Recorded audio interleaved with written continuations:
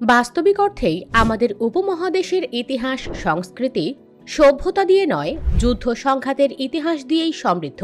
যুগে যুগে তুর্কি, পর্তুগিজ, পারস্য, ইংরেজ সহ বিভিন্ন দেশ আক্রমণ করেছে, আর তারই সাথে অনেক কিছুই পাল্টে গেছে, যার বেশিরভাগটাই হয়েছে এদেশের মুসলিম হতদরিদ্র মানুষকে হেয় প্রতিপন্ন করার জন্য। যেমন, যিনি কাপড় সেলাই করতেন তাকে আমরা দর্জি হিসেবেই জানতাম, এবং তৎকালীন হিন্দু সমাজে সেলাই করা কাপড় পরিধানের চল ছিল না। রবীন্দ্রনাথ ঠাকুরের কিছু ছোট গল্পের ব্রাহ্মণের চরিত্র এমন দেখা যায় যে পণ্ডিত ব্রাহ্মণের সেলাই করা কাপড় পরিধান করা পাপ। যাই হোক, এবার মূল টপিকে আসি। দর্জি শব্দটি কিভাবে খলিফা হলো, এই প্রশ্নের উত্তরও অপমানে ভরপুর।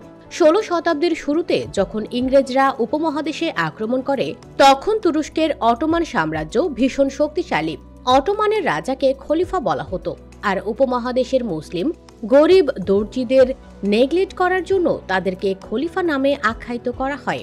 আপনি যদি উপমহাদেশের বানানো সিনেমার দিকে লক্ষ্য করেন, তাহলে দেখতে পাবেন টুপি দাড়িওয়ালা কোনো ভদ্রলোক সেলাই করছেন। দর্জিরা সমাজের নিচু স্তরের মুসলিম হওয়ার কারণে তাদেরকে প্রহসনের সুরে খলিফা বলা হতো। বর্তমান যুগে এসে গোঁড়া হিন্দুরা কিন্তু এখনো সেলাই ছাড়া ধুতি আর ওপরে একটা কাপড় পেঁচিয়ে রাখেন। আশা করি আপনাদের উত্তর পেয়ে গেছেন। তারপরও একটা অসাম্প্রদায়িক দেশের স্বপ্ন দেখে আজকের মতো লেখার ইতি টানছি। কথা হবে আবার অন্য কোনো সময় ভিন্ন কোনো টপিকে। ততক্ষণ ভালো থাকুন।